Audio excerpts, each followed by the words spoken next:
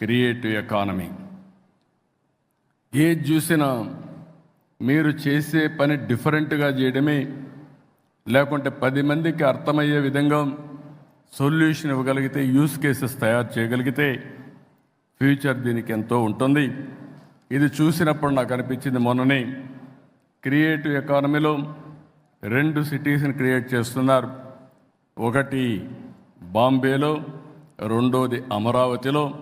Amaravati creative economy ఒక చిరునామాగా ఉంటుంది. ఈరోజు హైదరాబాద్ ఉంది.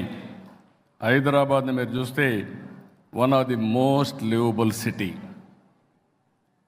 ఈరోజు ఆలోచించింది కాదు, 1995లో 95 నుంచి 2000 వరకు బ్లూ ప్రింట్ తయారు చేసి ఎక్కడెక్కడ ఏమి రావాలి, ఔటర్ రింగ్ రోడ్ కానీ, ఎయిర్పోర్ట్ కానీ, హైటెక్ సిటీ కానీ, జినాం వ్యాలీ కానీ, ఇలాంటివన్నీ కూడా, ఇన్సూరెన్స్ ఫైనాన్స్ సిటీ కానీ, గచ్చిబౌలి స్పోర్ట్స్ సిటీ కానీ అన్ని ప్లాన్ చేశాం.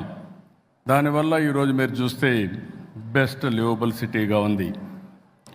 ఇంకొకటి, జీవితంలో కొంతమంది కొన్ని అవకాశాలు వస్తాయి. భగవంతుడు ఆ అవకాశం నాకు ఇచ్చాడు మీ అందరి ఆశీర్వాదాలతో.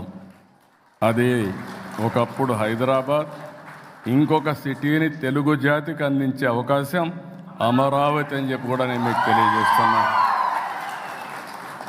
భారతదేశంలోనే కాదు, ప్రపంచంలోనే ఏ టాప్ సిటీస్ ఇండియాని చూస్తే 1 and 2గా అమరావతి, హైదరాబాద్ ఉంటాయని చెప్పి కూడా మీ అందరికీ విజ్ఞప్తి చేస్తున్నా. అది తెలుగువారి శక్తి, అది ఉండాలని చెప్పి నేను మనస్ఫూర్తిగా ఆకాంక్షిస్తున్నా.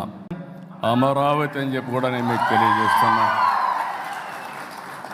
భారతదేశంలోనే కాదు, ప్రపంచంలోనే ఏ టాప్ సిటీస్ ఇండియాని చూస్తే 1 and 2గా అమరావతి, హైదరాబాద్ ఉంటాయని చెప్పి కూడా మీ అందరికీ విజ్ఞప్తి చేస్తున్నా. అది తెలుగువారి శక్తి, అది ఉండాలని చెప్పి నేను మనస్ఫూర్తిగా ఆకాంక్షిస్తున్నా.